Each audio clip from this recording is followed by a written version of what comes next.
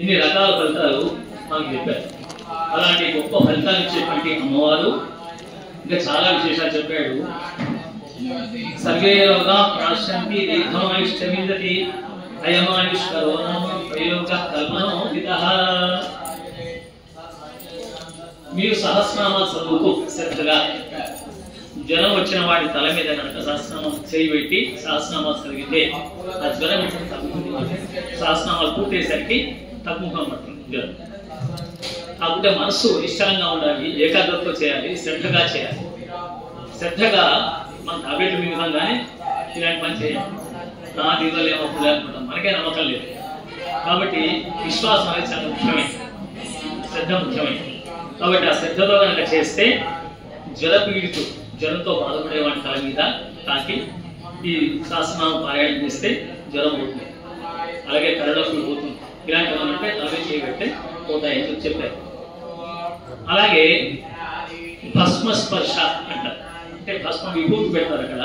ఆ విభూతిలో కనుక చేయబెట్టి అమ్మవారి పారాయణం చేసి, అమ్మవారి పారాయణం ఒక్క పారాయణం అయినా సరే పూర్తయితే పారాయణం అయిన తర్వాత ఆ విభూతిని ధరించాలి.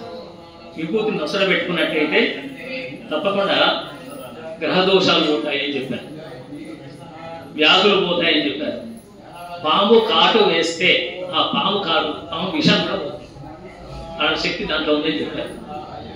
ఒకవేళ మనకు విభూతి పెట్టుకోలేదు, నీటిలో మనం విభూతి దొరకలేదు, అప్పుడు నీళ్ళలో చేపెట్టి చేసినా సరే ఆ నీళ్లు చిలకరించుకుంటే తల మీద చల్లితే తప్పకుండా ఈ బాధలన్నీ తొలగిపోతాయని చెప్పారు. ఇంకా సంతానం లేక చాలా బాధపడేవాడు ఉంటారు. అలాంటి సంతానం లేని వారికి అమ్మవారు లలితా సహస్రనామాలతో మంత్రించినటువంటి వెన్న అక్కడ పెట్టేసి అమ్మవారికి నివేదన చేసి లలితా సహస్రనామాలు పఠించి ఆ వెన్నను ప్రసాదంగా సంతానం లేని వాడికి ఇస్తే కనుక తప్పకుండా సంతాన ప్రాప్తి కలుగుతుంది అని చెప్పారు. కాబట్టి దాని మీద ఆస్థ ఉండాలి, శ్రద్ధ ఉండాలి, మన ఏకాగ్రత ఉండాలి. మనం పారాయణ చేసేప్పుడు పారాయణ చేస్తున్నామని ఏదో కలిగించడం కాకుండా మనసు నిలబడడం చాలా ముఖ్యమైనది. మనోనిశ్చలత్వం ద్వారా ఇవన్నీ సాధించవచ్చు అని చెప్పారు. ఇవన్నీ చెప్తుంది హయగ్రీవుడు, విష్ణుమూర్తి, సాక్షాత్ విష్ణుమూర్తి అగస్త్య మహర్షి చెప్తున్నాడు.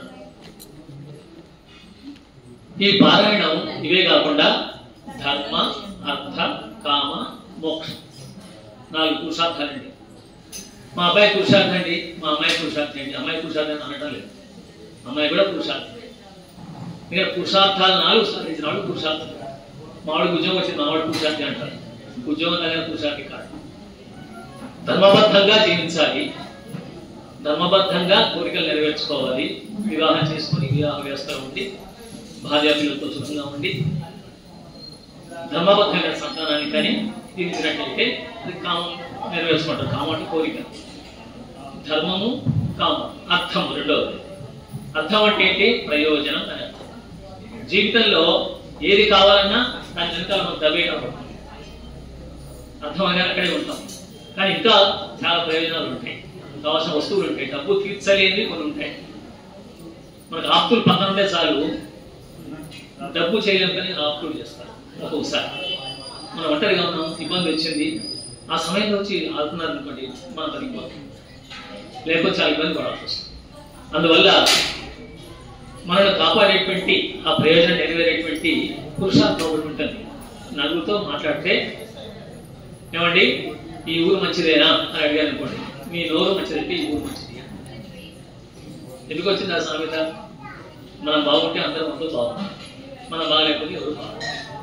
కాబట్టి వాక్శక్తి కూడా అట్లాంటి గొప్పది, సామాన్యమైన కాదు. లలితనామాలు అవి వాగ్భవకూటం అని చెప్తారు దేవి. అందుకోసం మనకు మంచి వాక్కు, మంచి మనస్సు, తర్వాత అందరితో మంచిగా ఉండేటువంటి లక్షణం అమ్మవారు ప్రసాదిస్తుంది. అలా ప్రసాదించినప్పుడు మనం ఏది కావాలంటే అది లభించేటువంటి అవకాశం ఉంది. ధర్మ, అర్థ, కామాలతో పాటు చివరికి కావాల్సింది ఏంటి? మనిషి ఏం కోరుకుంటాడు? భౌతిక జీవితం అంటే ఈ 3 ఉంది, 3 పురుషార్థాలు. ఈ 3 పురుషార్థాల తర్వాత ఎప్పటికీ పునర్జన్మం, పునర్మరణం, జఠర